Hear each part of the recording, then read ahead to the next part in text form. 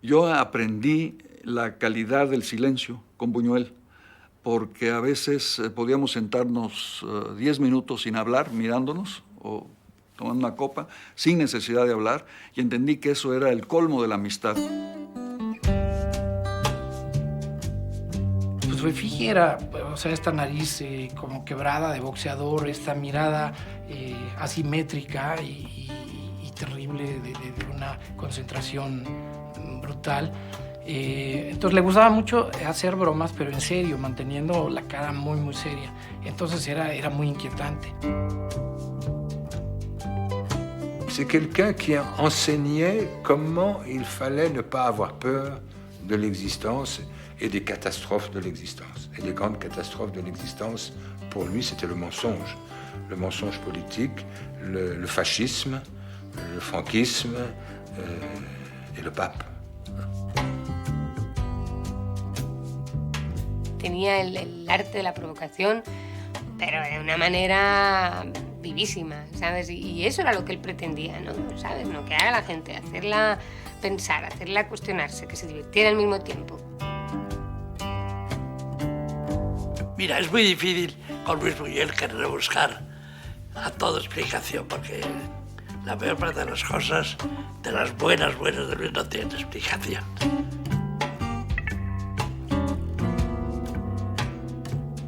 Il disait qu'une journée sans rire est une journée perdue, mais sans rire vraiment. Yo tengo casi 3 años menos que Buñuel. Él nació en el febrero del 900 y yo nací en diciembre del 2. Pero fuimos amigos.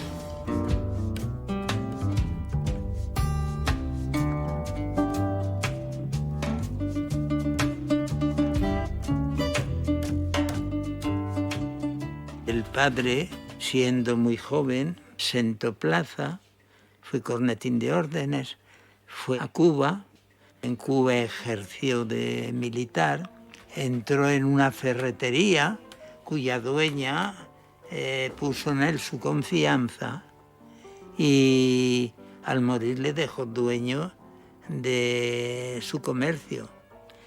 Luego él, con el dinero que sacó de la ferretería, se unió con 2 más y fundó una compañía naviera que les dieron muchos dineros precisamente porque estaban en guerra.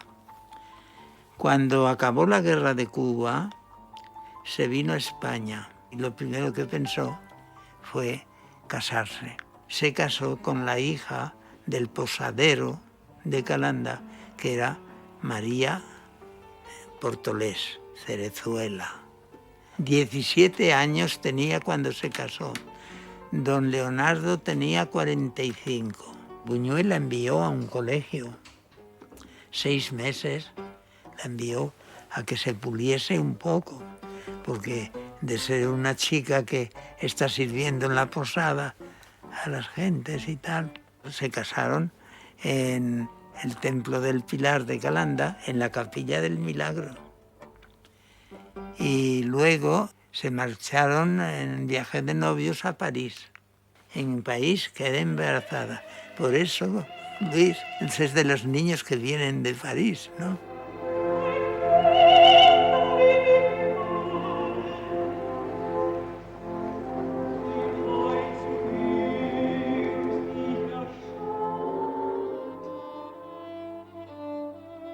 En el pueblo en que yo nací, un 22 de febrero de 1900, la Edad Media se prolongó hasta la Primera Guerra Mundial. Era una sociedad aislada e inmóvil, en la que las diferencias de clases estaban bien marcadas. La vida se desarrollaba monótonamente, ordenada y dirigida por las campanas de la iglesia del Pilar. Las campanas anunciaban los oficios religiosos y los hechos de la vida cotidiana, con el toque de muerto y el toque de agonía. Parecía que nada iba a cambiar. Los mismos gestos y los mismos deseos se transmitían de padres a hijos. Apenas se oía hablar del progreso, que pasaba de largo, como en las nubes. La muerte hacía sentir constantemente su presencia y formaba parte de la vida. Lo mismo que la fe. Nosotros, profundamente anclados en el catolicismo romano, no poníamos en duda ninguno de sus dogmas, pero junto a nuestra fe sincera, no podíamos calmar una curiosidad sexual impaciente y un deseo permanentemente obsesivo. Las durísimas batallas del instinto contra la castidad, aunque no pasaran de simples pensamientos, nos daban una abrumadora sensación de culpabilidad. Durante años viví con un sentimiento de pecado que podía ser delicioso.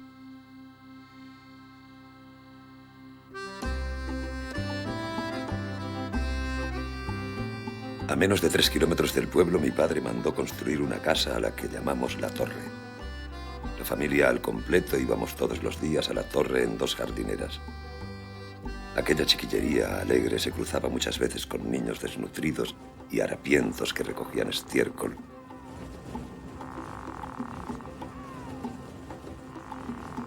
Si yo hubiera sido uno de aquellos niños que regaban la tierra con sudor, ¿cuáles serían hoy mis recuerdos de aquel tiempo?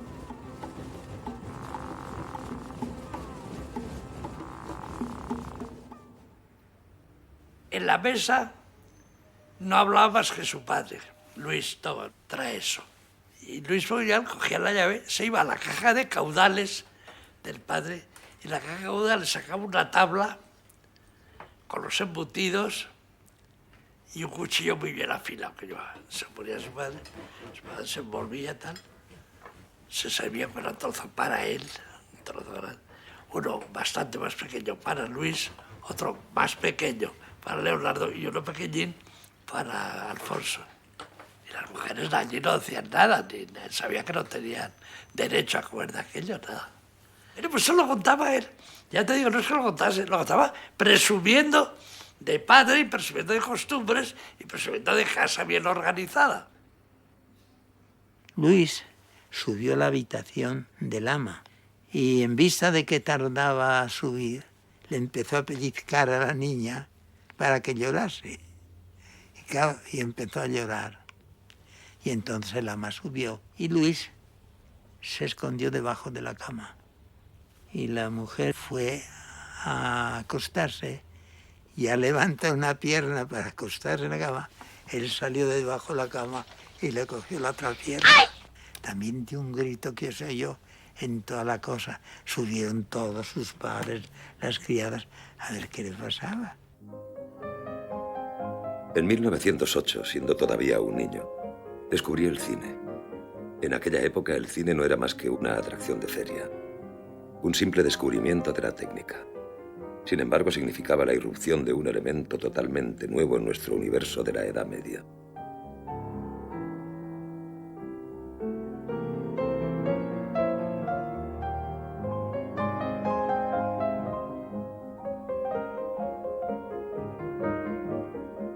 Ponía una sábana entre la puerta de la alcoba y la sala donde estábamos nosotros, y con una linterna mágica proyectaba y hacía sombras. Consistió en coger a un amigo y cogía un escoplo y un martillo, tras, y golpeaba detrás de la cabeza de él y le sacaba cosas que él tenía preparadas en una silla detrás. Tiene una esponja, tiene un trapo, tiene tal cosa. Dice, claro, ¿cómo va a aprender las cosas? Y después hacía como que le cosía la cabeza y lo dejaba sano y tal.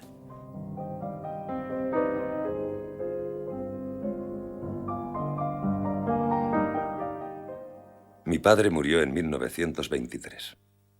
Aquella muerte fue una fecha decisiva para mí. A los pocos días me puse las botas de mi padre, abrí su escritorio y empecé a fumar sus habanos. Había asumido la jefatura de la familia. La madre es el alma de esa familia. Era la simpatía, era la insensatez, era el encanto. Era una persona extraordinaria, extraordinaria. La bondad. Era una persona extraordinaria. María era una persona... Yo la quería como una madre y ella a mí me quería mucho también. mientras vivía su padre, no fue a Madrid a estudiar. Estudió en Zaragoza, filosofía y letras, que no acabó. Y todo eso se lo pagaba su madre. Duro le daban a Dalí, pues un duro tenía a Federico y yo y tal. Y a Luis Buñuel le daban 2 o 3. 2 o 3. Y él, pues, a su madre la explotó siempre. Era el mayor de la casa y tenía debilidad su madre por él. Cuando ya tenía 17 años, se hizo novio de una chica que era mayor que él. Y el padre llegó a creer, oyó hablar de que la familia nuestra tenía una posición estupenda, de que Luis tenía su carrera terminada, y decidió que había que formalizar la cosa y que tenían que ir los padres de Luis pues, a pedir la mano. Entonces Luis, aprovechando las vacaciones, dijo que hablaría con sus padres. Pero lo que hizo fue escribir una carta fingiendo que era un amigo, diciendo: ayer mi amigo Luis murió en un accidente de moto con el nombre de su hija en los labios. 3 meses después lo encontró el padre por la calle Alcalá en Madrid y lo persiguió con un paraguas queriéndole pegar.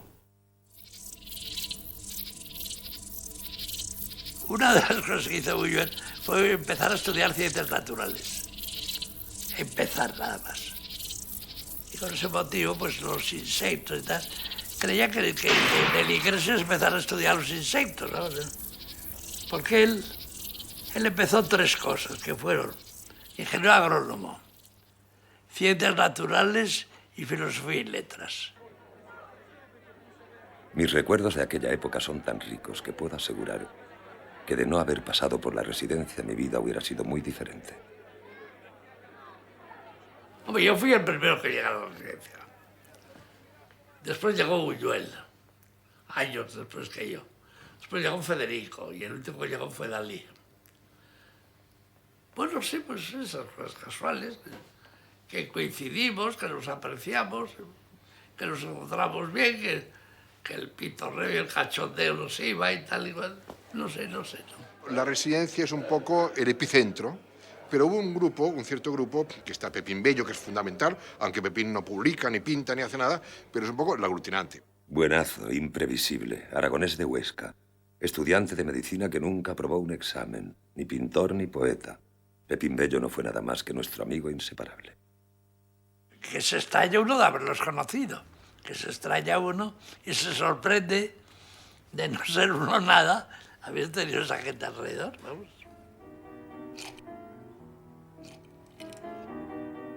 Lorca me hizo descubrir la poesía, en especial la poesía española que conocía admirablemente. Federico no creía en Dios, pero conservaba un gran sentido artístico de la religión. Crean esa especie de orden de Toledo en que vienen aquí, pues generalmente los sábados, y cenaban, bebían, según contaba Luis. Para acceder al rango de caballero había que amar a Toledo sin reservas. Emborracharse por lo menos durante toda una noche y vagar por las calles. Los que preferían acostarse temprano no podían optar más que al título de escudero. De los invitados y de los invitados de los invitados ya ni hablo. Nos gustaba mucho Toledo. Y allí pues hacíamos el viaje de fin de semana, que era salir de aquí por la tarde, en tren y en tercera, claro. Allí no cenábamos, sino que hacíamos, copeábamos, tomábamos, tal, íbamos de una taberna a otra, pero tomando 10 de vino, todo muy barato, muy barato. Y después nos íbamos a dormir a la Posada de la Sangre. 3 reales o una peseta valía la cama, no más. Con unas sábanas muy de blancura, muy dudosa. Y a la mañana siguiente nos reuníamos en Zocodover. Y una cosa que me acuerdo, claro, habíamos bebido un poco la noche anterior, no estábamos del todo bien dormidos, tal.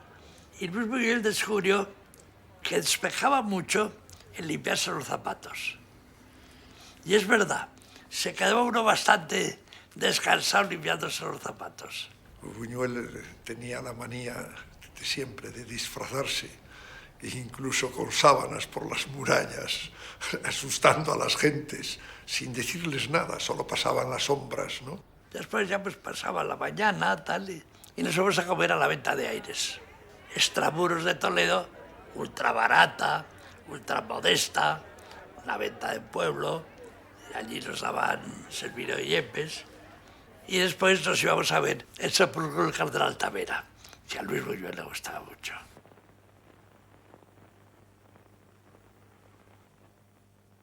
No puedo explicar lo que fueron aquellos años de formación y encuentros. Nuestras charlas, nuestros trabajos, nuestros paseos, nuestras borracheras, los burdeles de Madrid, los mejores del mundo, sin duda. Esporádicamente, porque no teníamos dinero tampoco. Muy esporádicamente. Solo hacíamos Luis y yo nada más.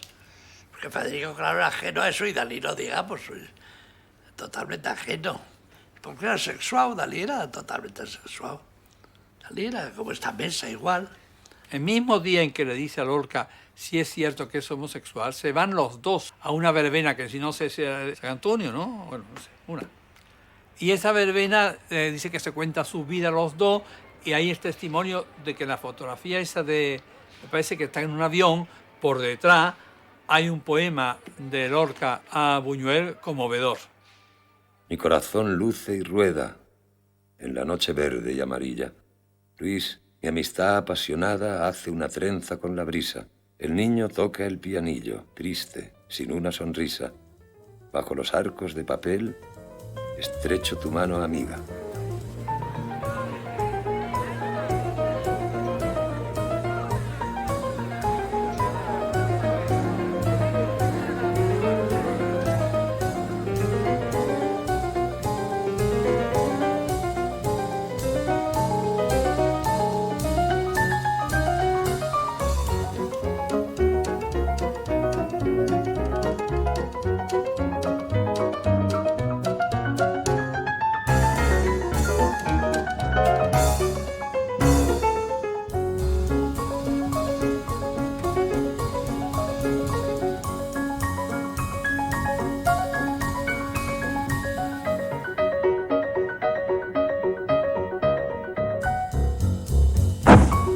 Y después hay un momento de acercamiento de Buñuel a Lorca, cuando los dos coinciden, entiende que Gala, la novia que se ha echado Dalí, es una víbora.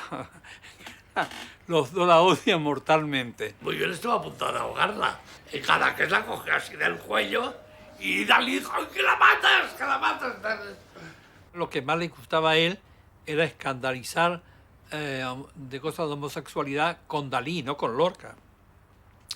Porque él me contó una vez que iban a ir a, no sé, creo que el León d'Or, no sé cuál era.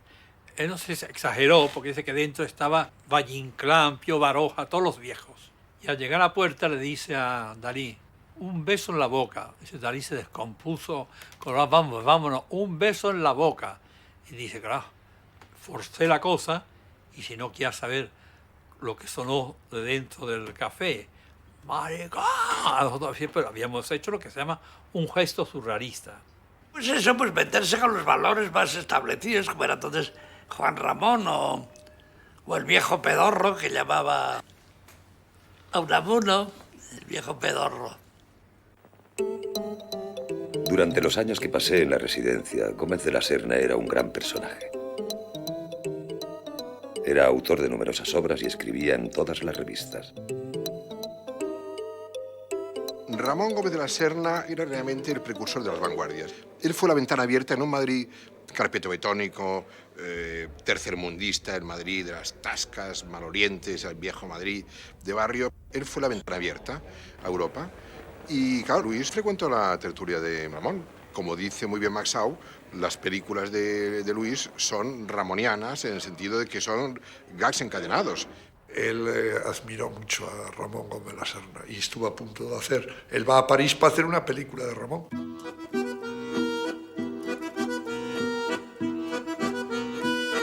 Al llegar a París, sin saber dónde hospedarme, me fui directamente al Hotel Ronceret del pasaje Jouffroy, donde mis padres pasaron su luna de miel en 1899 y me engendraron.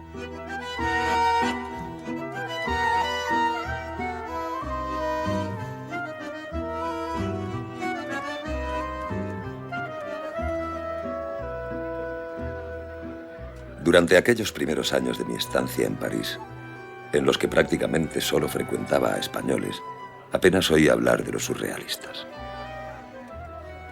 A decir verdad, en un primer momento el surrealismo me interesaba poco.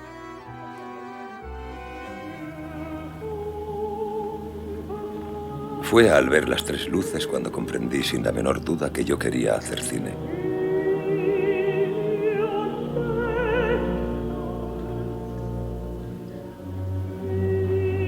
Algo que había en aquella película me conmovió profundamente, iluminando mi vida.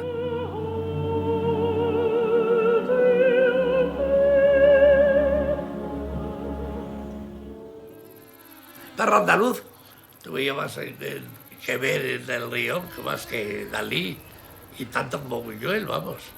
Pero fue realmente una colaboración porque también los críticos dicen Dalí hizo eso, Buñuel eso y quieren dar méritos al uno al otro y es absolutamente falso.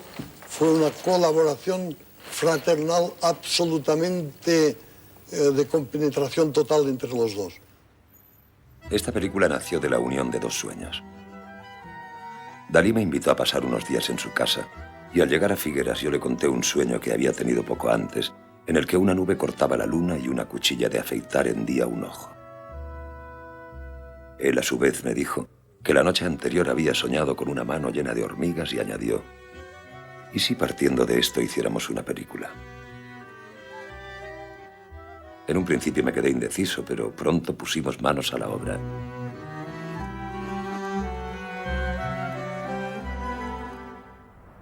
Yo no era técnico de cine, ni mucho menos, pero de cosas, de sugerencias. Yo le di todo, vamos, o casi todo. El burro muerto encima del piano, eso es mío todo. Cuando salió la película, pues me extrañó un poco que no se me nombrase, pero tampoco me importó nada. Man Ray y Luis Aragón vieron la película en el estudio de Ursulines. A la salida me dijeron que había que darle vida cuanto antes, exhibirla, organizar una presentación. El gran surrealismo no es el francés. El surrealismo nació teóricamente en Francia, pero se quedó en la teoría, en el racionalismo. Es un surrealismo cartesiano, valga la paradoja, ¿verdad? En cambio, los grandes artistas del surrealismo como Max Ernst en Alemania o Buñuel en España son los que acuden a sus raíces culturales y de ellas extraen la visión surrealista del mundo. Entonces, Buñuel, pues sí, es un surrealista moderno, pero es un surrealista moderno porque tiene atrás a Goya, y tiene a Valle Inclán, y tiene a Cervantes, y tiene a la Picaresca, y tiene a San Juan de la Cruz, y tiene toda una extraordinaria cultura española que lo está nutriendo.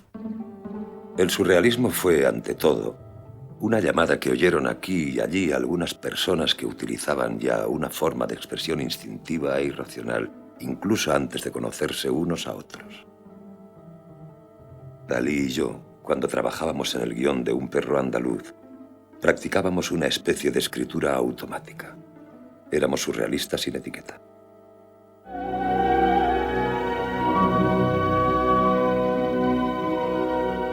Pero tengo que añadir que, en mi caso, mi encuentro con el grupo fue esencial y decisivo para el resto de mi vida. Por primera vez, había encontrado una moral coherente y estricta, sin una falla. Por supuesto, aquella moral surrealista solía ser contraria a la moral corriente que nos parecía abominable, pues nosotros rechazábamos los valores convencionales. Nuestra moral se apoyaba en otros criterios, exaltaba la pasión, la mixtificación, el insulto, la risa malévola, la atracción de las simas. Pero dentro de este ámbito nuevo, todos nuestros gestos y pensamientos nos parecían justificados, sin posible sombra de duda. Nuestra moral era más exigente y peligrosa, pero también más firme, más coherente y más densa que la otra.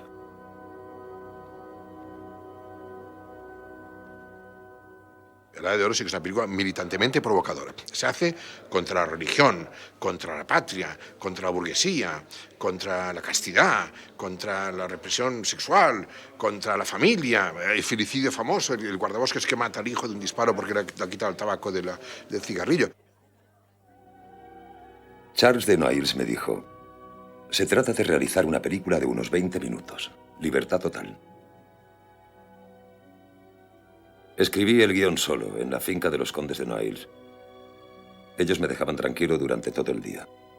Por la noche yo les leía las páginas que había escrito.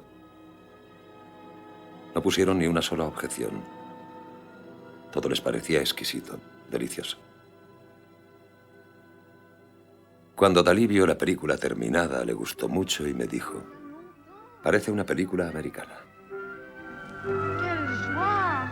Quelle joie d'avoir assassiné nos enfants.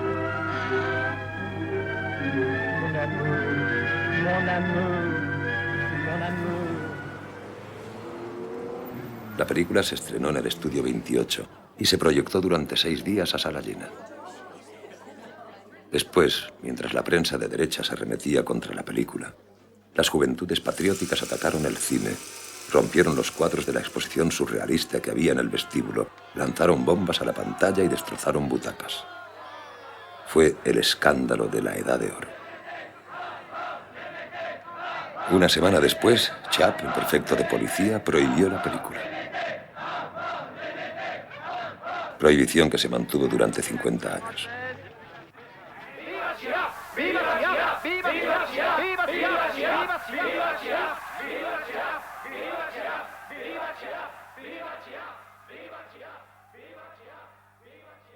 A menudo me preguntan qué ha sido el surrealismo. No sé qué respuesta dar. A veces digo que el surrealismo triunfó en lo accesorio y fracasó en lo esencial. Lo que deseaba más que nada, deseo imperioso e irrealizable, era transformar el mundo y cambiar la vida. En este punto, el esencial, basta echar un vistazo alrededor para darnos cuenta de nuestro fracaso. Añadiré que la mayor parte de las intuiciones surrealistas han resultado justas. No pondré más que un ejemplo, el del trabajo. Valor sacrosanto de la sociedad burguesa, palabra intocable. Los surrealistas fueron los primeros que lo atacaron sistemáticamente. Se encuentra un eco de esa diatriba en Tristana, cuando don Lope le dice al mudo: pobres trabajadores, cornudos y apaleados. El trabajo es una maldición, Saturno. Abajo el trabajo, que uno tiene que hacer para ganarse la vida. Ese trabajo no honra, como dicen algunos. Solo sirve para llenarles la andorga a los cochinos explotadores. En cambio, el que se hace por gusto, por afición, ennoblece al hombre. Ojalá todos pudieran trabajar de ese modo. Un día en Zaragoza, hablando de la posibilidad de hacer un documental sobre las urdes con mi amigo Sánchez Ventura y con Ramón Acín, Ramón me dijo de pronto: mira, si me toca la lotería te pago esa película. A los 2 meses le tocó la lotería y cumplió su palabra.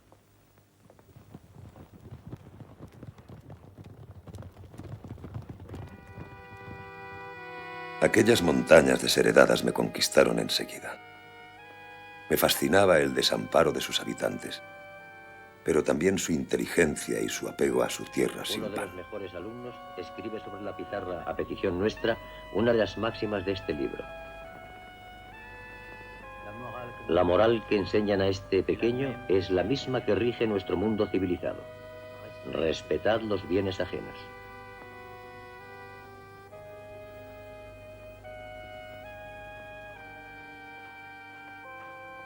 En 1936, cuando estalló la guerra, un grupo armado de extrema derecha fue a buscar a Ramón Acín a su casa. Él consiguió escapar, pero los fascistas se llevaron a su mujer y dijeron que la fusilarían si Acín no se presentaba. Ramón se presentó al día siguiente. Los fusilaron a los dos.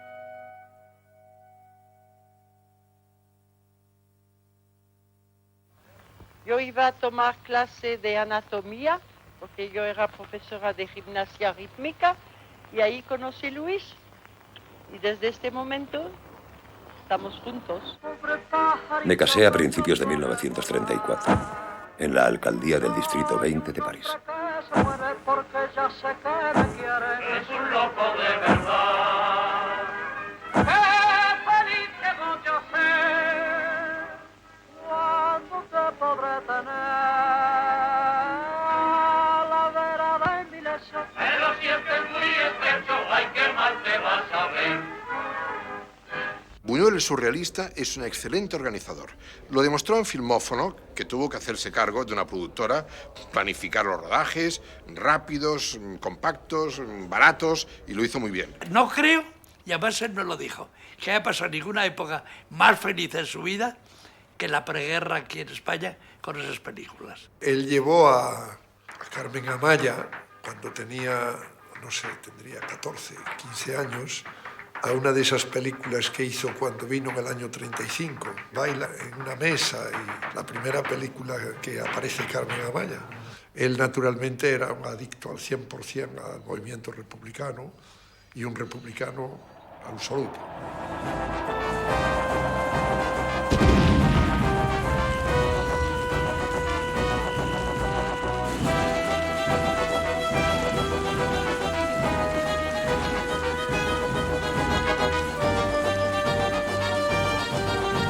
Predominaban la inseguridad y la confusión agravadas por nuestras luchas internas, a pesar de la amenaza fascista que teníamos delante. Veía un viejo sueño realizado ante mis ojos, y no encontraba en él más que una cierta tristeza.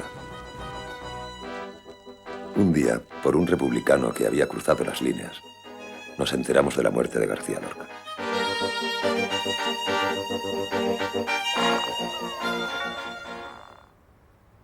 Estalló la guerra y dijo, me voy mañana ya.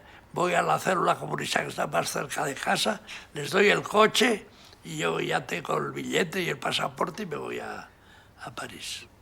Digo, oye, pues, ¿no te gustaban los comunistas como ahora te quieres ir? Y dice, sí, pero no es esto lo que pensaba yo. No es esto de matar a la gente. Naturalmente, pues él participó en papeles que le encomendaron, misiones que le encomendaron, algunas fuera de España, y hizo cosas, muchas cosas.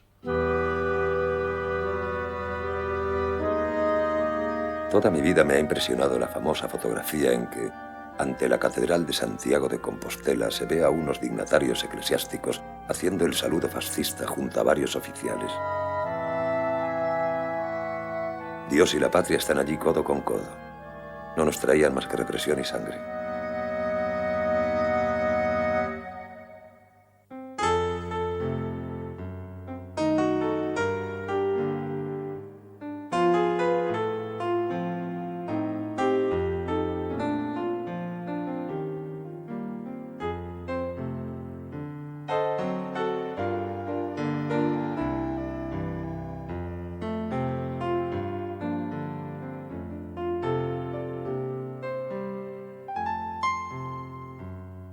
The Film Library was founded in 1935 with the mission of collecting and preserving great works of film art from around the world.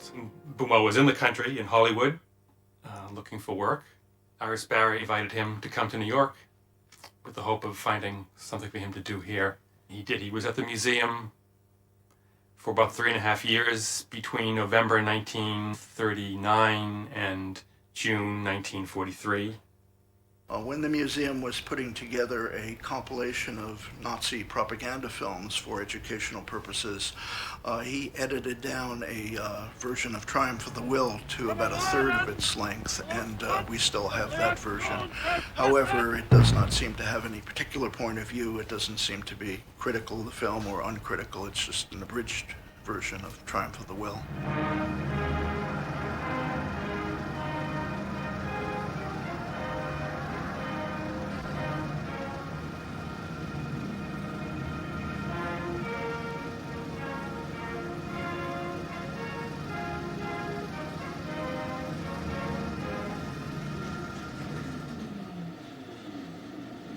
Monsignor McClafferty, who began to contact the museum to complain about Buñuel, to complain about the religious content of L'Âge d'Or, which he had never seen.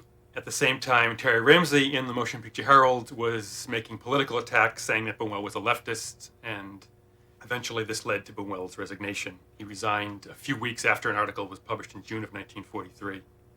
The Buñuels came and stayed in our apartment with us on East 86th Street. And he states that he hasn't known him for very long, but that he is asking him for a letter of recommendation because he needs it for the immigration. and he asks for one for himself and one for his wife, Jeanne. My father, of course, wrote them these letters, and I don't know whether they worked for them or not. Cukor said that Cukor couldn't get work. He talked about going to see Irving Thalberg and said that one of the great filmmakers in the world was in this country but was unable to work because of the blacklist. And Irving Thalberg, this was years ago, said, "George, there is no blacklist in Hollywood, and I'll see he's taken off it." But of course he never was. Creo que se dio cuenta que él no hubiera podido trabajar en Hollywood porque con la libertad que tomó después con sus películas. Finally found his career to start all over again when he went down to Mexico and found some people who would finance him to make films very inexpensively. Verde sol, como el monte la falda, verde sol, de color de esmeralda. Sus ojitos me miraron y esa noche me mató con su mirada. Yo no sé lo que tienen tus ojos, si me ven con las luces del querer. Y si lloran me parece que se van a deshacer. Linda, no llores. Jorge era el líder de la Asociación Nacional de Actores, el sindicato de actores. Entonces, él era como el representante del México México lindo y querido, si muero lejos de ti, todas esas canciones que él cantaba, ¿no? Y al ver que Buñuel no sacó este México lindo y querido, dijo, oye, ¿cómo no me jodas? Pues sí, el México lindo y querido es este, y el de los Cadillacs, y el de los charros, y no este pobre señor que está ahí ciego y echando de hostiazos por todos lados, y los niños que le avientan y unos edificios por ahí carcomidos, y toda una ciudad toda llena de lumpen, y eso no es México, y ese era México, ¿no? Las películas son más fluidas, más elegantes, si quieres, en la época francesa que en la época mexicana, en que son películas casi artesanales, en las que brilla mucho el genio de Buñuel por la escasez de medios, porque son películas hechas en 5 días a veces, ¿verdad? En ese tiempo en México te digo que se hacían entre 80 y 100 películas anuales en 6 estudios que había, y pues todas eran lo mismo, charros, cabareteras, raterillos y todo, pues no eran muy atractivas, que algunos sudamericanos nos decían que hacíamos churros porque todos estaban igual. Entonces ya el cine de don Luis Buñuel ya era diferente, por eso hizo películas que... De Eisenstein, cuando vino a ser que vio a México, o John Ford, o de Losey, o de todos los directores que vinieron y que de pronto México, este país feraz y tremendo, los deslumbra al punto de la superficialidad más trivial posible. El único que va más allá de todo esto es Buñuel, que hace observaciones que en su momento nadie siquiera conocía. Buñuel nunca se incorporó realmente a la cultura mexicana, siempre la vio como algo extraño. Por algo vivía en una casa con un muro coronado de vidrios y decía, no, esto es para que no entren los ladrones. No se acercaba demasiado a la vida política de México, a la cultura mexicana. Él seguía aportando su gran bagaje europeo y español sobre todo. Y sin embargo hizo el mejor cine mexicano, sin duda alguna. Cuando uno piensa en Los Olvidados, es universal, pero es un barrio de México. Yo nací en esos barrios. Yo nací en Garibaldi, donde está Tenampa. Yo nací por ahí. La ciudad Netza, que se llama aquí en México, son Los Olvidados. Y todo este lumpen diabólico que existe hoy en México es eso. O sea, yo creo que no se adelantó Buñuel a su tiempo, sino que se superadelantó. Dice al principio, que es la voz de Ernesto Alonso, dice México, París, Londres, Nueva York, semillero de futuros delincuentes. La sociedad trata de corregir este mal, pero el éxito de sus esfuerzos es muy limitado. Solo en un futuro próximo podrán ser reivindicados los derechos del niño y del adolescente para que sean útiles a la sociedad. México, la gran ciudad moderna, no es de excepción a esta regla universal. Por eso esta película, basada en hechos de la vida real, no es optimista y deja la solución del problema a las fuerzas progresivas de la ciudad. Y yo me pregunto con mucha razón, y le doy la razón a Buñuel, eso dijo hace 50 años. Han pasado tantos años, 50, y ahora tenemos una juventud verdaderamente delincuente por hambre. Y le dijo, oiga, don Luis, ¿le puedo hacer una pregunta? Me dice, sí, hombre, Farfán, a las que quieras. Digo, ¿qué se necesita para ser buen actor o qué es lo que le gusta a usted? Y platicamos un rato y me dijo, eso es lo que quiero, que todos los actores platiquen en las cámaras como estás platicando tú y yo. Yo estaba de corista, era corista de los chicos que bailan en el fondo del Teatro Tivoli de México.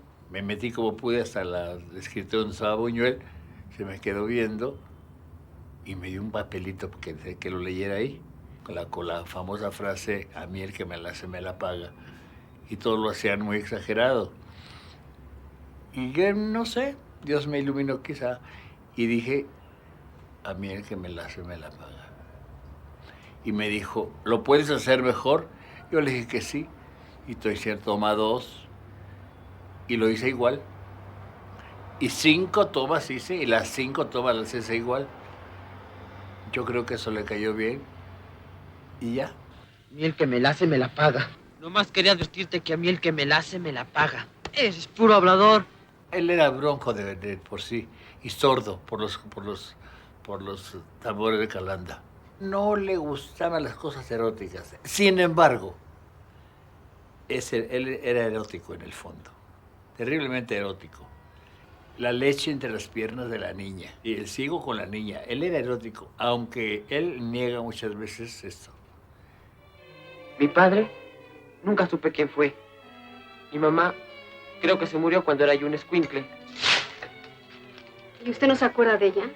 Por la mera verdad, no. Al verla a ella piensas casi como hijo. La ves en plan de hijo. Pero la tía está muy buena. Entonces piensa las dos cosas al mismo tiempo.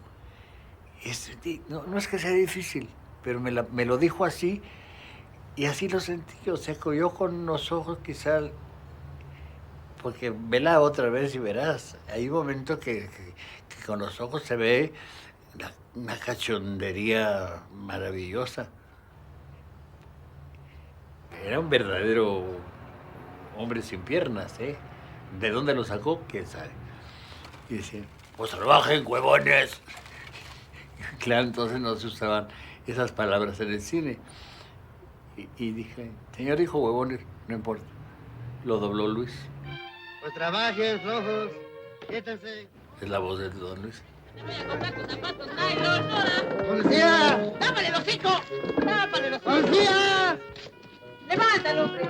¡Policía! ¡Tápale el hocico! ¡Policía! ¡Tápale el hocico! ¡Suave! ¡Ahí déjenlo, ahí déjenlo! ¡Ahora, espérense!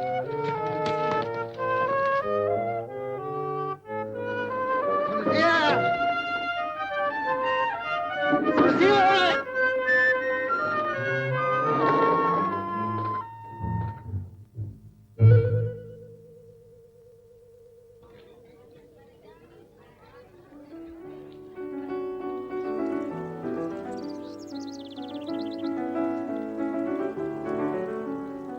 Me sentía tan poco atraído por la América Latina que siempre decía a mis amigos, si desaparezco, buscadme en cualquier parte menos allí.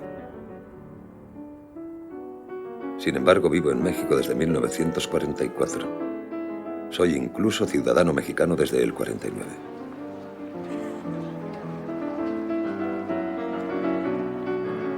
La verdad es que he pasado toda mi vida bastante cómodamente entre múltiples contradicciones, sin intentar resolverlas.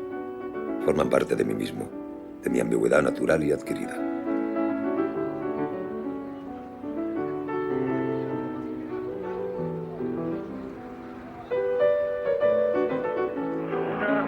Yo que soy ateo, fiel, gracias a Dios soy desde que nací ateo, pues me gustaría mucho, al morir, le he dicho eso, digo, Julio, que estoy de muerte. Y llamo a mis amigos y a mí dicen, bueno, va a vivir 5 horas. Si está aún con conciencia de mí mismo, llamo a un sacerdote. El padre Julián no, porque es muy bien.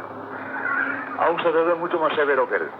Viene a confesarme. Me confieso todo en voz alta y llamo a mis amigos ateos, comunistas y tal. Están allá presentes. Me acuso de tal, creo en ti, Dios mío.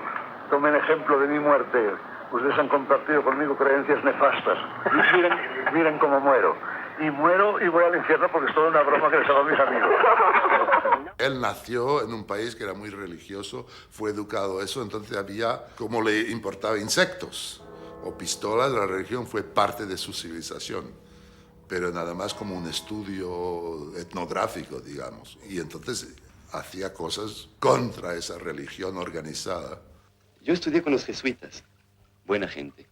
Me entusiasmaba el recordar el mes de mayo, los jesuitas, etcétera, etcétera, ¿no? Venid y vamos todos con flores a María, todas esas maravillas. Quand j'ai compris comment il avait été éduqué dans la peur de la religion, avec tous ces défilés, les gens avec les masques, tout ça, donc je crois qu'il a dû être terrorisé petit, quand il était enfant. Alors, parce que vous savez, il parle tout le temps de Dieu dans ses films, hein. Alors donc, il est un peu comme Marguerite Duras, elle disait « Je crois pas en Dieu, mais j'en parle tout le temps ». Esperen, no se vayan, no. Al menos que se queden los bailes. Venga, sigue. Más, sí. Hemos hablado de todo, en serio, en broma, medio en serio, de todas las maneras, creyéndolo a medias, en fin, no creyendo nada, todo. Todo cabe dentro del campo de la duda, ¿no? Es un amante del misterio. Él me decía, usted cree en Dios y yo creo en el misterio, dígame la diferencia. ¿Todos católicos? Sí, el mundo entero. Pero, ¿y los musulmanes? Los musulmanes son católicos. ¿Y los judíos? También lo son, todavía más. Buñuel quería rebelarse contra las estructuras dogmáticas de la Iglesia Católica que decían no hay salvación fuera de la Iglesia es la intermediaria de la gracia. Él quería llegar a una especie de protestantismo surrealista en el que la gracia era directamente asequible, como la adquiere Nazarín, por ejemplo, o Viridiana. Que Dios lo pague, señora.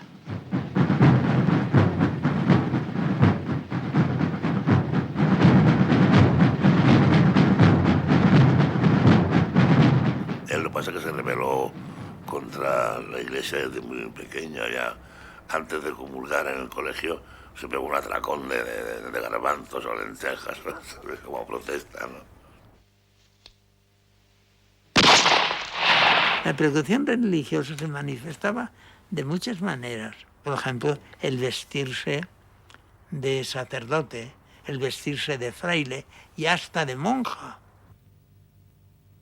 Deus irredevit latrones. Reflexionemos, hijos míos.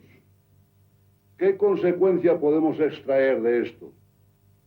¿Qué enseñanza? Tenía una especie de cosa ascética y cierta admiración, por ejemplo, pues no sé, por los conventos, por los claustros, ¿verdad? Por la soledad de los benedictinos o no sé, Santo Domingo de Silos, ¿verdad? Que le encantaba el paular, sí.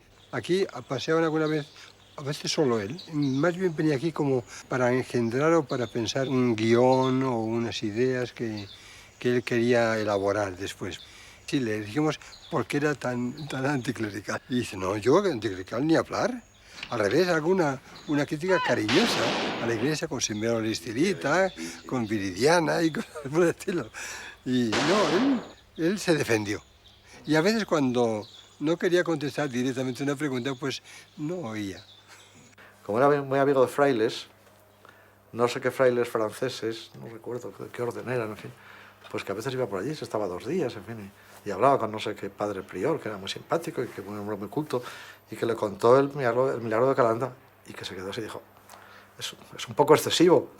El milagro de Calanda fue un acontecimiento que ocurrió el 29 de marzo de 1640. Miguel Pellicer había tenido un accidente, el carro le pasó por encima de la pierna, llegó a Zaragoza y allí el cirujano Juan de Estanga pues vio que no había nada que hacer con su pierna y se la tuvo que cortar. La noche del 29 de marzo se acostó, se fue a dormir, entró su madre y entonces descubrió que del cobertor, de la capa, aparecían 2 piernas en lugar de una sola. Entonces empezaron los gritos, vinieron los vecinos, todo el pueblo se enteró y al día siguiente pues fueron a la iglesia de La Esperanza a dar gracias, a celebrar una misa y se declaró milagro el 27 de abril de 1641.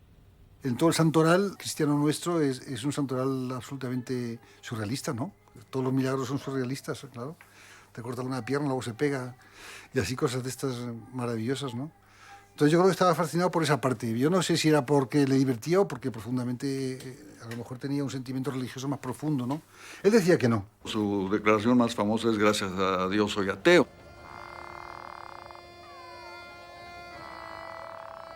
Era un hombre muy apasionado por la religión cristiana y sus desviaciones. No, Teresa, no hay tal Dios. La naturaleza se basta a sí misma. Ese fantasma endiosado no es más que una patraña inventada por unos cuantos arribistas. Una chabacarería escandalosa que no Entonces merece... estábamos sentados y me dice, Julián, ¿le molestaría que yo creyera en Dios? Le dije, sí, don Luis, mucho. Como a usted le molestaría que yo dejara de creer en Dios, ¿no? Si tu Dios existe, yo lo detesto. Pero Dios existe, Dios existe.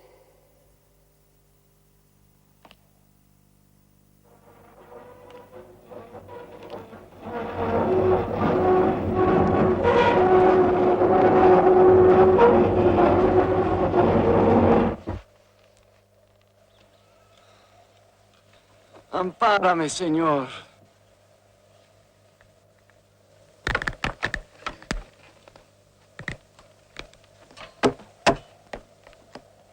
Durísimo.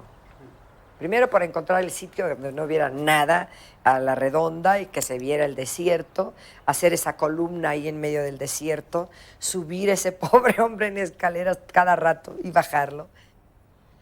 Y venimos para allá y todo con todos mis compañeros y ya cuando ya llegamos de donde está la columna y yo le dije, hermano Simón, ayúdame. Sí. Él no sabía qué, o más bien nosotros no entendimos qué es lo que hacía. Dijo que era un santo nomás. Y me decía, no, Silvia, le tiene usted que aprender a pegar al borrego porque el borrego tiene que salir pitando del cuadro de la película. Pero don Luis, pesa mucho el borrego. No, es que tiene usted que pegarle como los futbolistas con el empeine. Y lo logré. Así lograrás que el solo nombre del placer te dé náuseas. Entonces, en verdad te digo, estarás cerca de mí.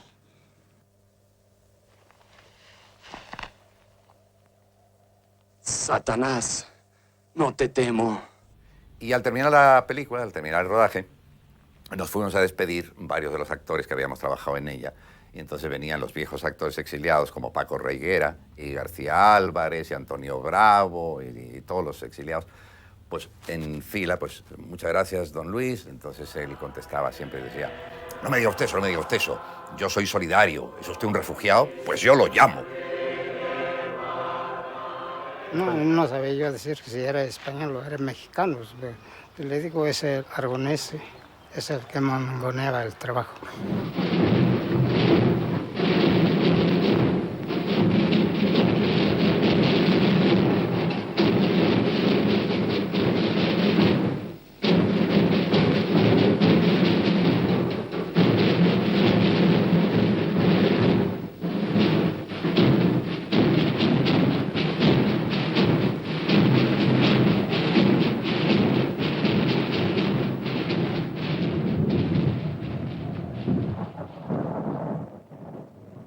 ¿De dónde ha salido esa tuerta?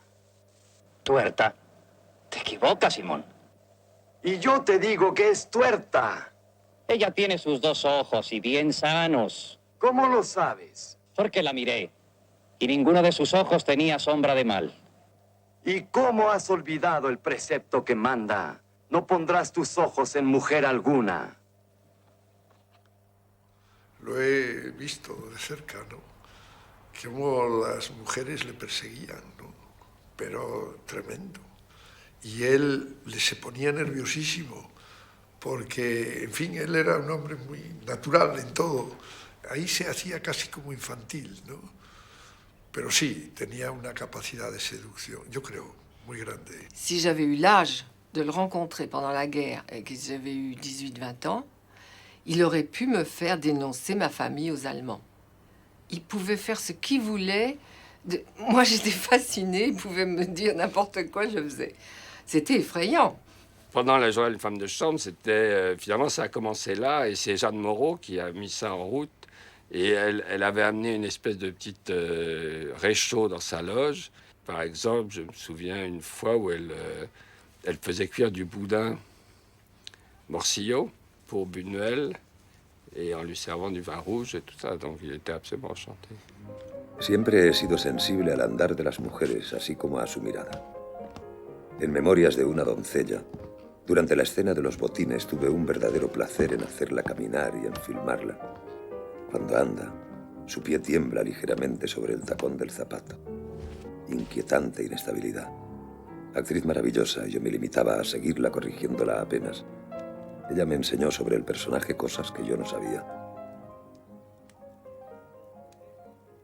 Un pudor y una tendencia así a la castidad y bueno, y por razones estéticas yo creo que va a acabar teniendo razón de que un beso debiera estar marcado nada más en la pantalla y hacer una elipsis, ¿no? El amor es una ceremonia secreta para ser celebrada en el fondo subterráneo. Eso me parece maravilloso. A mí me parece el erotismo sublime y magnífico, pero tiene que estar en segunda instancia. Hay que darle el puente para pasar al amor carnal ya.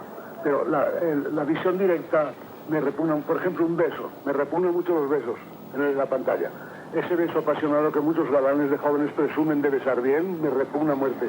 Ahora, si mañana pudiera inventar, nunca se hubieran besado en una pantalla, y yo pudiera inventar el beso, me parece maravilloso, maravilloso. Era casi como un científico, porque a la hora de la verdad, él tenía que elegir su actriz y hubo un momento en el que en el camerino tenía que ver mi cuerpo por si de repente tenía chepa o algo así. Y me dijo, señora Molina, me gustaría verla un momento desnuda y si es tan amable. Entonces me miró con las gafas y dijo, perfecto, muchas gracias, cúbrase. Y se salió y se fue. El sexo era como una araña peluda que te podía devorar y no había que tocarla, no había que acercarse a él. Y me repetía muchas veces que la noción del pecado era sumamente importante, que él la respetaba mucho, incluso para el goce sexual, porque decía mucho Buñuel, sexo sin pecado es como huevo sin sal. Pues lo voy a conseguir. ¿Pero qué es esto? Colocó a la figuración de tal manera y la cámara de tal manera que ya para rodar no me veía nadie, nada más que la cámara. Y luego, cuando terminé de rodar, era como, ¡cubridla! ¡Cúbranla! ¡Cúbranla! Pero parecía una guerra. Y el sexo lo presenta él siempre de una manera muy ambigua, sumamente ambigua. Evade el desnudo, por ejemplo, salvo en ocasiones. Le repugnaba el desnudo, nunca enseñaba un beso. El beso le parecía profundamente pornográfico e inmoral. Y él en su vida pues era monacal, ¿verdad? Cuando iban a hacer el amor, por ejemplo, en la tarde, ponía siempre el saco, bueno, la chaqueta, dicen ustedes, encima del picaporte de la puerta para que por la cerradura no se fuera a asomar a alguien a ver, ¿no? Entonces, es curioso que fuera tan pudoroso. Fuera. Cuando yo lo conocí, me dijo, mira, a los 50 años, un hombre que anda buscando aventuras con muchachas, lo único que va a hacer es el ridículo. No hay nada más ridículo que un Don Juan envejecido. Y esto lo demuestran pues tantos personajes interpretados precisamente por Fernando Rey. Buñuel se pinta a sí mismo si hubiera sido un dirty old man, cosa que no era. ¿A dónde va la gracia de Dios? A buscar novio. Pues ya lo has encontrado, preciosa. ¿Tan viejo? No tanto que esté muerto el diablo. Por fin soy libre, ¿verdad? Ya no tengo deseos sexuales, ya por fin, qué maravilla, ¿no? Y yo creo que en el fondo eso le tortura toda su vida. El hecho de estar esclavizado, ¿verdad?, a otro ser, ¿verdad?, que es una mujer, ¿verdad?, que no puede superar ese proceso, ¿verdad?, de fascinación por ella al mismo tiempo, ¿no? Jan logró tener su televisión y ponerla quedito para que no se enterara que la estaba viendo hasta muy tarde, pero sí, era muy medieval en ese sentido. En alguna ocasión ella tomó clases de piano y ella le confesó que era guapo el profesor y jamás volvió a tomar clases de piano y el piano creo que lo cambió por una botella de champaña. Las veces que ha comido en su casa no ha comido jamás la mujer en la mesa, ¿eh? Eso que era francesa ella, ¿eh? Sabía que Jan iba a jugar cartas con la vecina de enfrente, pero donde estuviera del mundo, a las 5 de la tarde le hablaba. Y tenía que dejar el juego y correr porque si le hablaba Luis. Y cuando quedó viuda, siguió con la misma costumbre de llegar a las 5 de la tarde. Le hacía bromas a Jan, pero siempre fue muy cortés en su trato de... Te digo, fue una historia de amor. Ahora muy bien, siempre, lo quiero mucho, muy latoso, pero lo quiero mucho. ¿Qué vas a hacer? Archie, déjame explicarte. Inclusive en Ensayo de un crimen, por ejemplo, que nos divertimos tantísimo haciéndola porque pues creo que fue la única película de él que fue una comedia de humor negro, ¿no? No se le puede procesar por haber deseado la muerte de alguien. No tendríamos mal trabajo los jueces si eso hubiera que perseguirlo. Solo a los 60 o 65 años de edad comprendí y acepté plenamente la inocencia de la imaginación. Necesité todo ese tiempo para admitir que lo que sucedía en mi cabeza no concernía a nadie más que a mí. Que de ninguna manera se trataba de malos pensamientos, de ninguna manera de un pecado. Y que había que dejar ir a mi imaginación, aún cruenta y degenerada, a donde buenamente quisiera. A todas esas mujeres las maté yo. Soy un criminal. El pensamiento no delinque, amigo mío. Desde luego, para mí, de cine y en general de todo, es la película que más me ha dejado recuerdos bellos y que te tengo un gran cariño. Que a mí me afectó mucho la muerte de Miroslava. En ese momento fue muy depresiva ya, porque ella ya lo que quería era hacerlo. Ella durante toda la película trajo sus pastillas, las compraba, las iba guardando y me decía, por ti no lo hago dentro de la película. Efectivamente así fue, porque terminamos la película y a los 5 o 6 días se suicidó.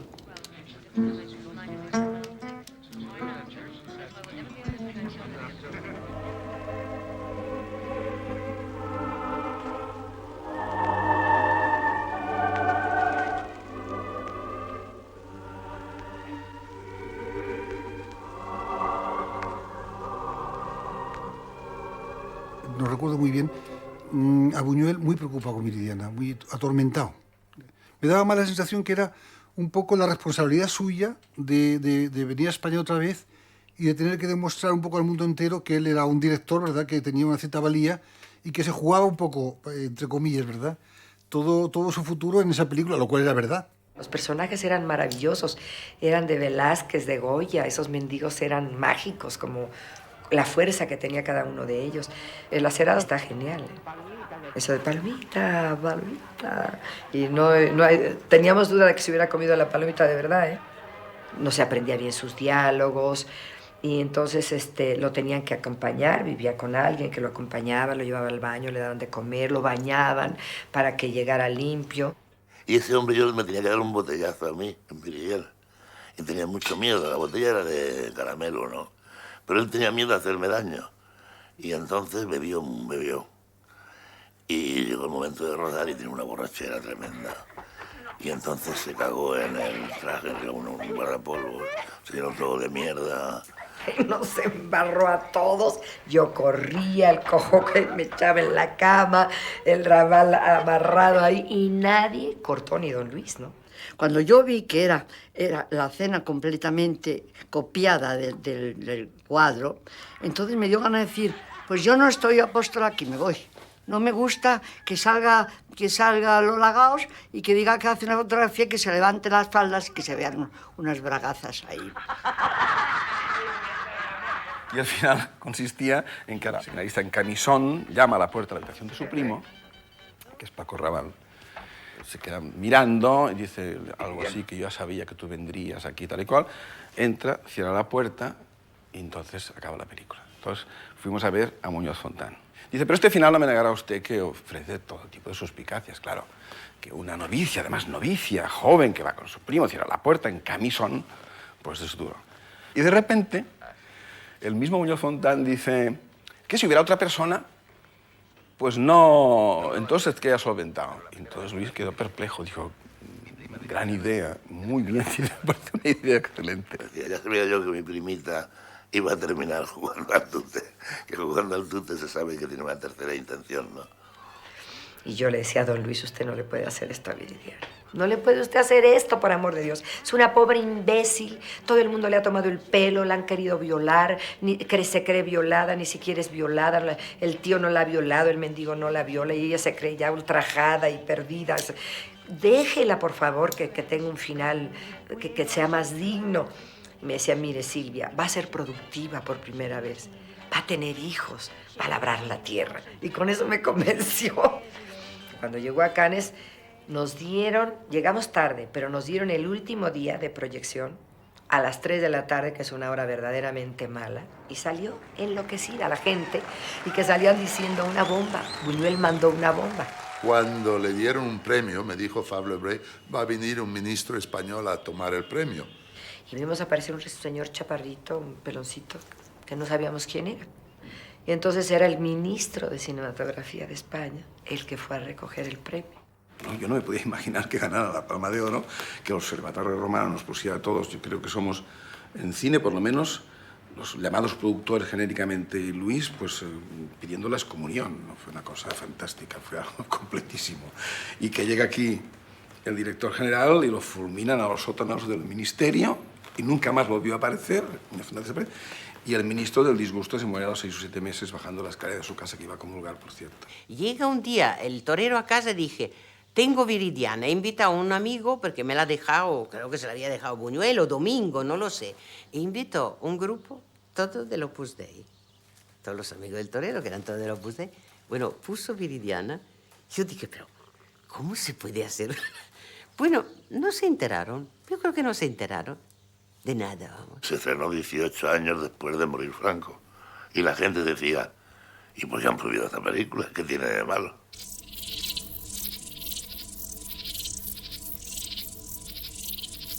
Buñuel était très rigoureux en toutes choses. Si on boit avec rigueur. Si on veut aller voir les filles, on va voir les filles. Mais de 2h à 4h, pas d'avoir une vie dissolue, vous comprenez. Lui n'allait pas voir les filles. Peut-être quand il était tout jeune, peut-être. Bon, sûrement, je l'espère. À la maison, à sa place, personne ne pouvait s'asseoir. Et dans la bibliothèque, si on nettoyait quelque chose, le cendrier n'était pas ici, mais là-bas, il y avait un scandale. Et quand les enfants sortaient, ils ne venaient pas à minuit, il y avait 38 ans, 40 ans, ils faisaient un scandale aussi. Porque se preocupaba mucho. Entonces, si salíamos o algo, entonces, ¿a qué horas regresan? Y mi madre ayudaba a mentir. Hay veces, ¿a qué hora llegaron anoche? Yo regresaba a las 3 de la mañana y con mi madre, bueno, ¿a qué horas decimos que regresaste? Y en la mañana, ¿a qué hora regresó? 12:30. Bueno, no está mal, ¿no? Decía, mi hijo Rafael está acostumbrado a Nueva York, las mujeres de Nueva York son otra cosa, pero aquí son otras, y Rafael no se entiende bien, y es preocupante que esté a las 12 de la noche, hace por ahí a las 12, 1 de la noche, y Rafael tenía 25 años o 26 años y había vivido toda su vida solo en Nueva York. Bueno, esto era muy de él, ¿no? Cuando estaba en filmación, cortaba a la 1, regresaban a las 3 y a las 6 ya cortaba. Porque a mí me decía, lo que pasa es que el oído, dice, y luego con tanta gente, dice, si vieras, dice, cómo me molesta. Hay cada tipo que se me acerca con voz de pito y yo no sé qué hacer, si correrlo. Il disait toujours que s'il travaillait avec moi, c'était parce que j'avais une voix qu'il entendait bien et qu'il comprenait. Je ne disais que des bêtises, mais au moins il les comprenait. On voyait quand il commençait à s'emmerder, il baissait le truc pour ne plus entendre. Él se queda en su apartamento y se van todos a ver una película y después a las 8, 8:30, se había dicho 8:30, por ejemplo, en punto, tomar la paella. Llega a las 8:30, él empieza a ver el reloj, no vienen, pasan 10 minutos, un cuarto de hora, media hora, no vienen, y a la media hora puso la paella en el centro del apartamento y cuando entran pega un salto y pisa la paella. Lo aventó en el piso y lo pisoteó y dijo, ahí tienen su paella. A mi casa se llega a la hora que yo digo.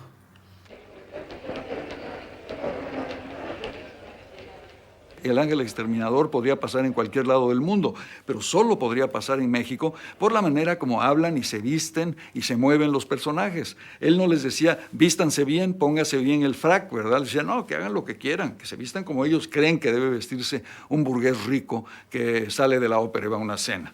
De manera que hay una crítica de la burguesía mexicana sumamente fina. Pues por la noche, cuando nos retiramos a descansar después del concierto, ¿todavía intenta? En ese sentido le aseguro que no tengo queja de él. Al contrario, debo frenarle. Desde el primer día hasta el último día de filmación, Nos tenía ahí desde las 6, 7 de la mañana hasta 9, 10 de la noche, todos los días. Claro, para que nos diera claustrofobia, ¿verdad? Y lo logró. Huele usted a hiena. ¿Qué dice? Que huele usted a hiena, señora. ¿Cómo se atreve? Y le decíamos, bueno, ¿y el oso? Don Luis, además el trabajo de conseguir el oso en un circo y que lo prestaran y que estuviera domesticado. Y los borregos, dice, es que, miren, cuando encontramos la tubería de la casa, porque el mayordomo conoce la casa, les doy de beber. Y el cuerpo humano puede vivir tantos días sin agua y tantos días sin comida. Entonces voy a tenerles que dar de comer en determinado momento. Entonces el oso va a asustar a los borregos y algún borrego va a entrar y ustedes van a comer.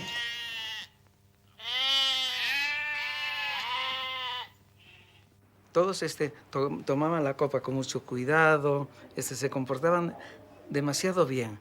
Entonces Luis se le ocurrió que tenía que cambiar de actitud. Y no sé dónde vino esa idea, nunca lo supe, de pringarle las manos. Ya ni me acuerdo por qué, la verdad, lo juro. No me acuerdo por qué, pero estábamos llenos todos de miel. Le digo, ¿pero por qué quema usted, hace leña del violonchelo, no? Dice, porque a mí Pablo Casals me caía muy mal y ahí quemo su violonchelo. Para mí fue también muy importante es que llegó Marilyn Monroe. Llegó a visitar a Buñuel. Que la vemos entrar con su copita de champaña. Primero el oso. Y ahora Marilyn Monroe. No lo puedo creer. Era demasiado para mí, para mi edad, ¿no? Siempre tuvimos buena comida y buenos alcoholes. No vinos de 100 años, pero un buen gin, un buen whisky y tal. Y el resto no tenía importancia. Él tenía un traje, una gabardina y 2 pares de pantalones. Yo no lo he visto pedo, nunca. Nunca borracho, no O sea, lo he aquí visto. dicen pedo por estar borracho. Nunca lo vi pedo, siempre lo vi alegre. Él le gustaba degustar los martinis famosos. Le encantaba a él, a don Luis. Y más si se los preparamos como le gustaba a él. Et on mettait normalement les noix et prat, les martinis, dans la glaçon et on jetait, pour que les glaçons s'imbibent des noix et prat. On mettait du whisky pur, quelques gouttes d'angostura, et après on versait dans le verre. Como todo el mundo sabe, yo no soy un alcohólico. Desde luego ha habido veces en las que he bebido hasta caerme. Pero casi siempre se trata de un ritual delicado que no te lleva a la auténtica borrachera, sino a una especie de tranquilo bienestar, si acaso semejante al efecto de una droga ligera. Es algo que me ayuda a vivir y a trabajar. Siempre he tenido algo que beber. Dice ahí una cosa que usted, claro, a usted le falta, tiene un fallo, decía. Y entonces decía, usted no bebe. Y dice, claro, usted no bebe, una persona que no bebe, decía, siempre es una persona que dices le falta algo, como decía él. Claro, él se levantaba y se atizaba un buñueloni, que era su bebida. Un buñueloni. ¿Cómo es? ¿Cómo es la receta? 3 de ginebra, 2 de carfano y 1 de cinzano o martini dulce. Il m'a regardé avec son œil très attentif, avec sa fameuse vision latérale, et il m'a demandé, vous buvez du vin? Bebe usted vino? Et c'était une question vraiment profonde. C'était de savoir quel genre d'homme j'étais. Et quand je lui ai répondu que non seulement je bois du vin, mais que j'étais producteur de vin, son visage s'est éclairé, s'est illuminé. Il a appelé tout de suite, il a commandé 2 bouteilles. Et déjà, il y avait quelque chose entre nous de commun. En México pasaba muy buenos ratos en el bar del Hotel de San José Purúa, en el Michoacán, a donde durante más de 30 años solía retirarme a escribir mis guiones. El hotel está situado en el flanco de un gran cañón semitropical. Por tanto, las ventanas del bar se abrían a un paisaje espléndido. Delante de la ventana, tapando un poco el paisaje, crecía un cirando, árbol tropical de ramas ligeras, entrelazadas como una maraña de largas serpientes. Yo dejaba vagar la mirada por aquel amasijo de ramas, persiguiéndolas como si fueran los hilos de infinitas historias, y viendo posarse en ellas a veces un búho, a veces una mujer desnuda, etc.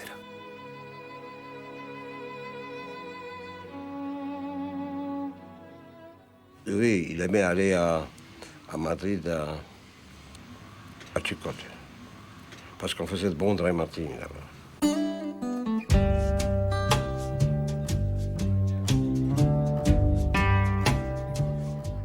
Yo he pasado en los bares horas deliciosas. El bar es para mí un lugar de meditación y recogimiento, sin el cual la vida es inconcebible. Costumbre antigua robustecida con los años. Yo en los bares he pasado largos ratos de ensueño, hablando pocas veces con el camarero y casi siempre conmigo mismo, invadido por cortejos de imágenes, a cual más sorprendente. De Madrid me gustaba mucho Chicote, lleno de preciosos recuerdos, pero es más para ir con los amigos que para meditar en solitario.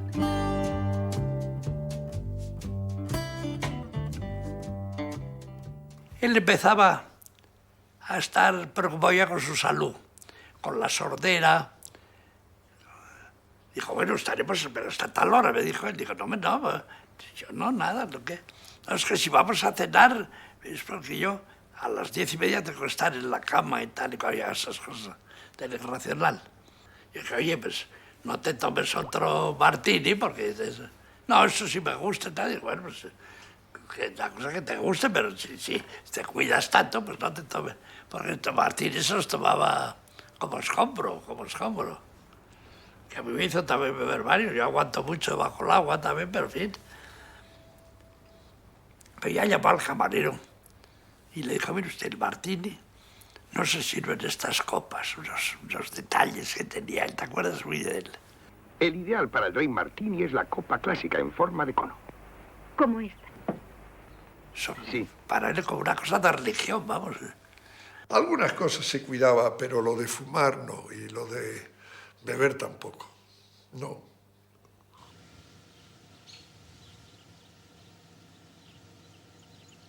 Durante los últimos años he comprobado la progresiva y finalmente total desaparición de mi instinto sexual, incluso en sueños. Me alegro, pues me parece haberme liberado de un tirano.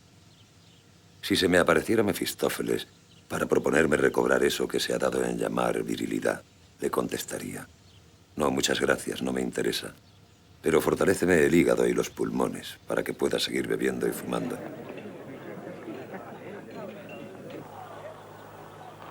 Toledo era para él el centro de muchas cosas, porque cuando se supo que el Ministerio autorizaba el rodaje en España, al día siguiente por la mañana agarró un coche, se fue a Toledo con la gente de producción y en una mañana tuvo todo localizado.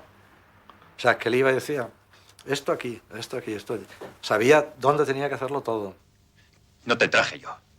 Tú te empeñaste. El costo de la producción española, quitando a Catherine Deneuve y a Franco Nero, fueron 27 millones de pesetas. Yo no sé lo que... Pero yo me acuerdo, no sé si eso no es cierto, ¿no? Que Catherine Deneuve rondaba los 20 millones... Y no sé si a este le dieron o 300 o 700.000, y a mí, vamos, con 40.000 pelas me apañaron. Toma. Uno me decía, pero ¿y cómo le puede interesar este guión a una actriz francesa? Que son cosas que solo se entienden en España. Entonces estaba muy extrañado, y él no pensaba que fuera una película universal, por eso creía que hacerla en coproducción era una cosa bastante loca. Y que bueno, que no iba a interesar más que a públicos españoles porque era un tema doméstico y tal. Cosa en la que se equivocó por completo. Huele muy bien. Hice unas migas. ¿Quiere usted probarlas, señorita? Siempre me han gustado las migas. Probaré unas pocas. Ahí es donde se ve, fíjate tú, que ya no es española. La Catherine Deneuve, que no es esa mujer de miga, que las come como algo, como el turista que coge la miga, ¿no? Con las coletitas, una carita, no era la España que te coge las migas, sino con la cuchara y te las metes.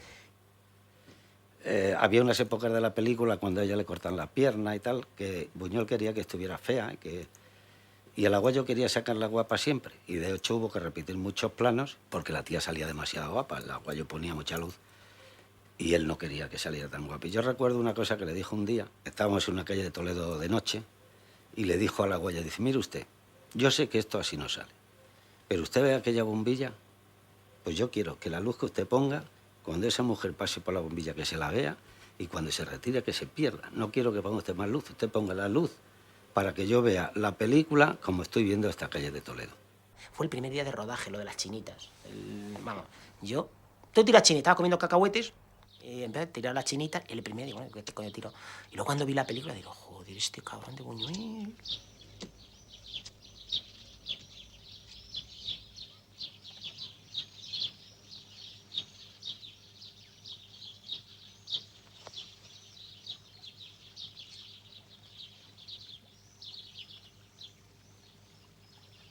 Dans ce côté Nino perverso, Nino buñuelano, ¿no? Qui était très sensible dans sa vie, il était très rigoureux dans ses films. C'est-à-dire, ses films, c'est tout sauf n'importe quoi. Ses films suivaient toujours un chemin très étroit, entre beaucoup de dangers, trop de fantastique, trop d'absurde, trop de mystification, trop demasiadas bromas. Il était toujours très sensible à établir un chemin très étroit et à ne pas tomber dans tel ou tel... Il voulait que ces films aient une puissance d'étrangeté sans être étrange. Je vais devoir vous quitter, mais cette rencontre est Le si préfet de extraordinaire. police est appelé.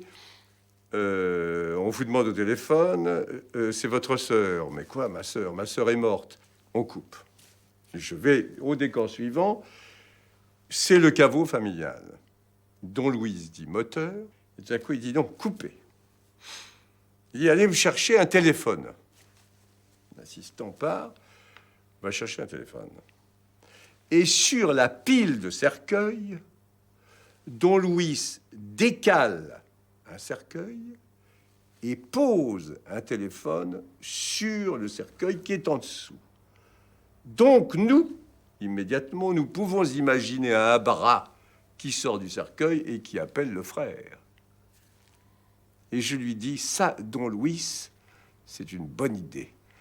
Et il m'a répondu, oui, mon petit Rochefort, et c'est pas cher.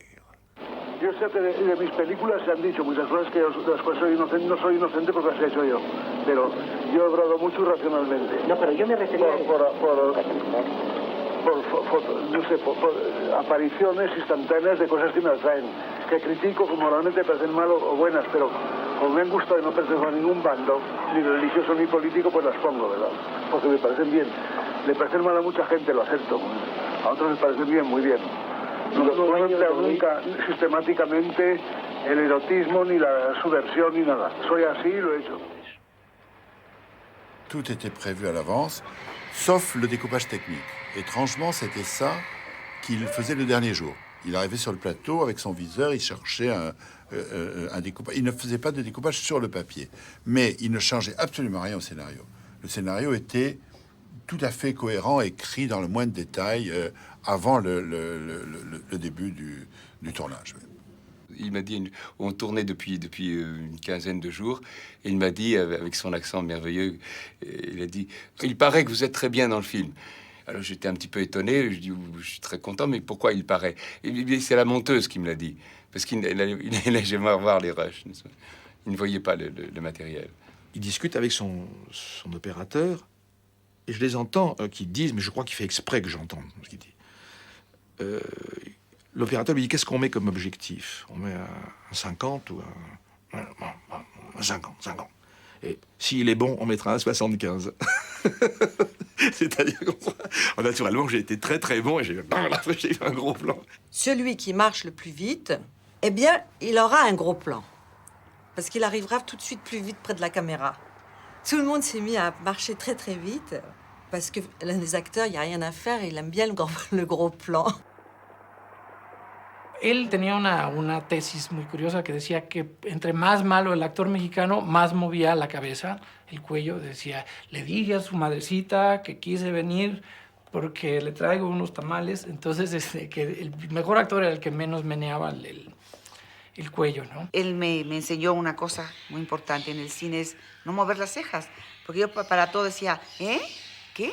¿Cómo? En México utiliza mucho porque yo te voy a matar, utiliza mucho las cejas. Entonces, menos cejas o menos cabeceo y ya se limitaba a eso. Entonces, corte, buena paz común.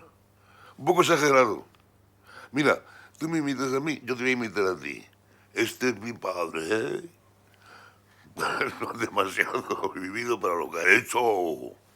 Digo, ah, ya le he entendido, tío, le he entendido. Usted quiere que lo diga más indiferente, pero no sabes hacerlo. Dije, no.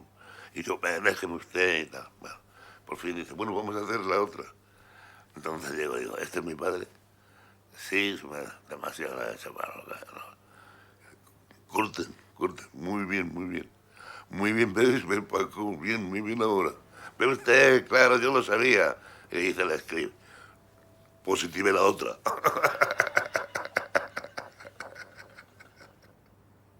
Hitchcock decía que los actores eran ganado. Entonces Carol Lombard mandó construir en el plató un establo. Y cuando llegó Hitchcock en la mañana, estaban todos los actores del reparto dentro del establo mugiendo, ¿no? Entonces, cuando le cuento esto a Luis, me dice, ¿ganado? ¿Cómo ganado? Cucarachas, peor que cucarachas. Yo enrollo el periódico y los estampo contra la pared. Es una profesión de vagos. esa sí me hubiera gustado. Claro, si volvieran a hacer profesión de vago, usted no hace nada. Usted llega al estudio, a las 8 de la noche lo maquillan, molesto, pero en fin, me pagan bien, lo dejo. Luego me siento, llega el director, me dice, está un gran plano. Usted diga, no, por el momento no voy al baile. A ver, cámara, por el momento no voy al baile. Un gesto, demasiado gesto. Dígalo usted sin gestos. Segunda toma. Por el momento no voy al baile. Demasiado actuado. Tercera toma. Por el momento no voy al baile. Bien. Es lo más fácil del mundo. Lo más fácil del mundo, ¿verdad? Entonces me dice, antes justo de que diga acción, tú le dices a Fernando que le huelen fatal los pies.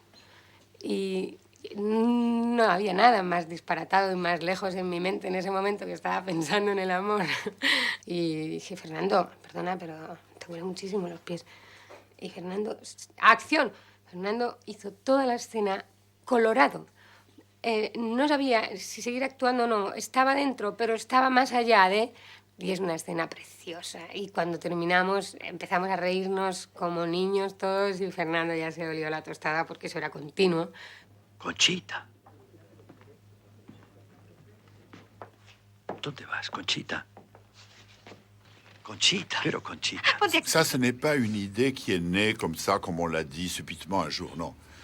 Quand on travaillait sur la dernière version du scénario à San José Puru, un jour, la conversation, normalement, nous a amené sur le fait que ce personnage de femme, la mujer y el pelele, la mujer, la femme et le pantin, n'existe pas. Parce que le personnage est vraiment complètement imprévisible. Et on s'est dit que peut-être on pourrait avoir deux comédiennes pour jouer le même rôle. Comme si l'homme poursuivait une idée de femme, mais pas telle femme en particulier. Et que nous pourrions avoir une comédienne qui serait élégante, discrète, raffinée, un peu hautaine et distante, et l'autre très populaire, ouverte, souriante et apparemment facile. Et quand même, il me dit, mais tu n'es pas la seule à faire des essais. Ah bon? On me dit, non, il y a une Espagnole qui arrive, qui fait les essais demain avec toi. Buñuel a commencé à tourner le film à Madrid avec une comédienne, et puis il s'est rendu compte qu'il ne pouvait pas pour cette raison ou d'autres, et il a appelé Silberman, et c'est là qu'il s'est rappelé ou pas du travail que nous avions fait, je n'étais pas là ce jour-là, du travail que nous avions fait, et que cette possibilité d'une division du rôle est revenue. Alors, et là, ils ont pris deux comédiennes qui étaient sur la liste, qui avaient déjà fait des essais, Carole Bouquet et Ángela Molina. Je crois que j'avais tellement envie de le faire que si on m'avait dit on était 4 à le faire, j'aurais dit mais tout va bien, 4, 6, 8, 10, 12.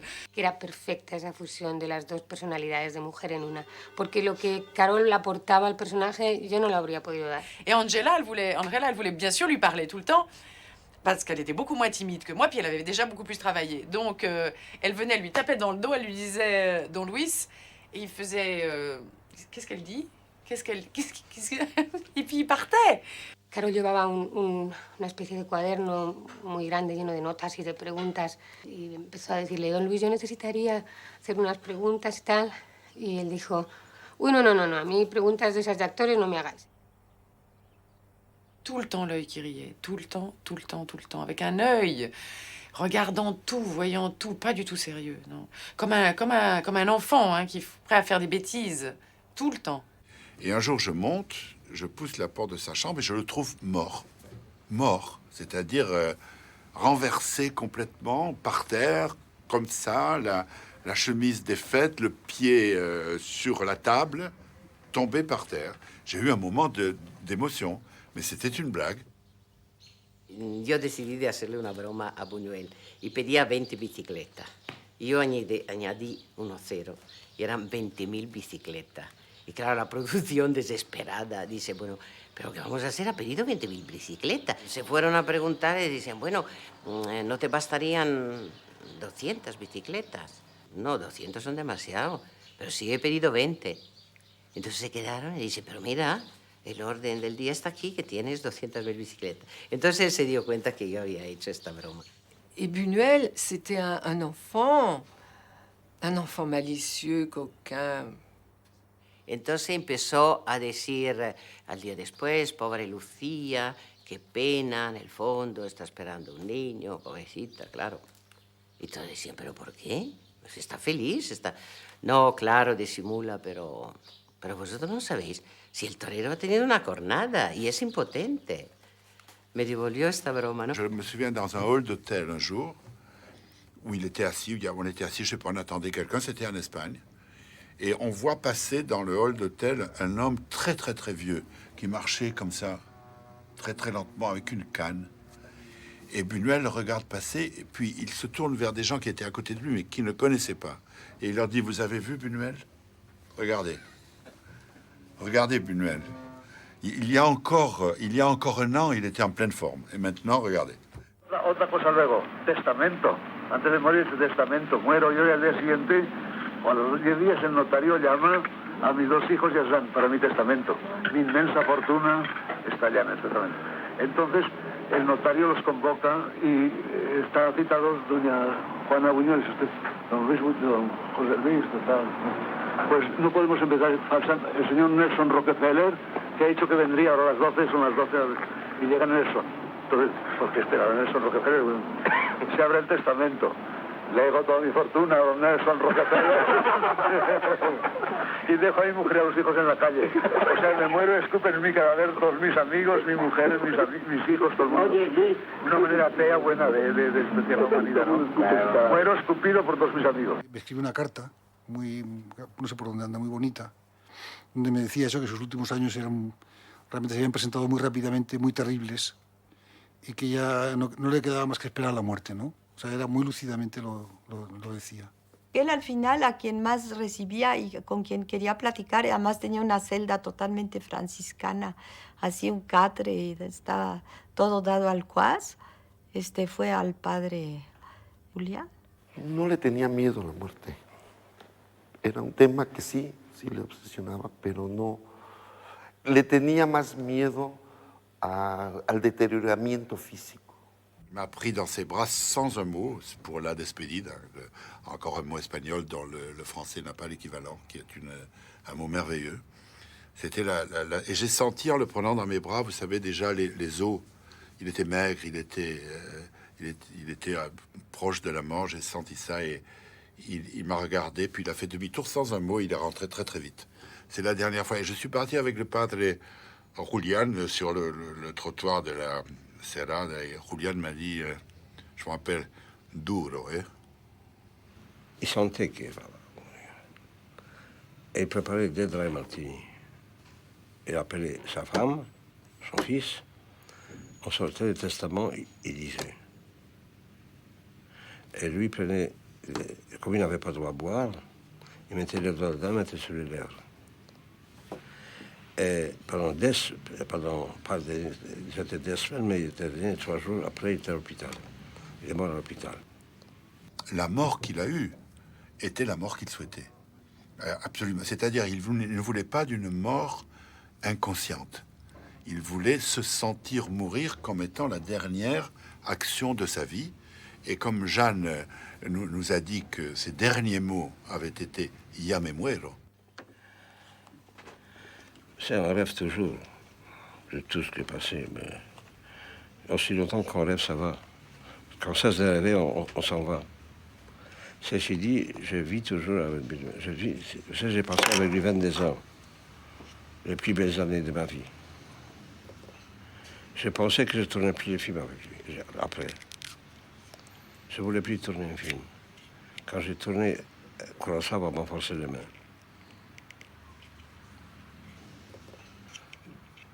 j'avais jamais Louise en tant qu'être humain aussi. C'est rare. C'est rare.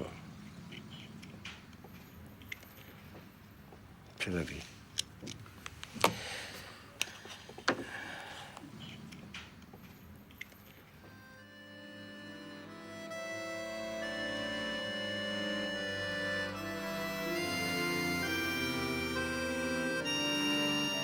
Una cosa lamento, no saber lo que va a pasar. Abandonar el mundo en pleno movimiento, como en medio de un folletín. Una confesión. Pese a mi odio a la información, me gustaría poder levantarme de entre los muertos cada 10 años, llegarme ante un kiosco y comprar varios periódicos. No pediría nada más. Con mis periódicos bajo el brazo, pálido, rozando las paredes, regresaría al cementerio y leería los desastres del mundo antes de volverme a dormir satisfecho en el refugio tranquilizador de la tumba.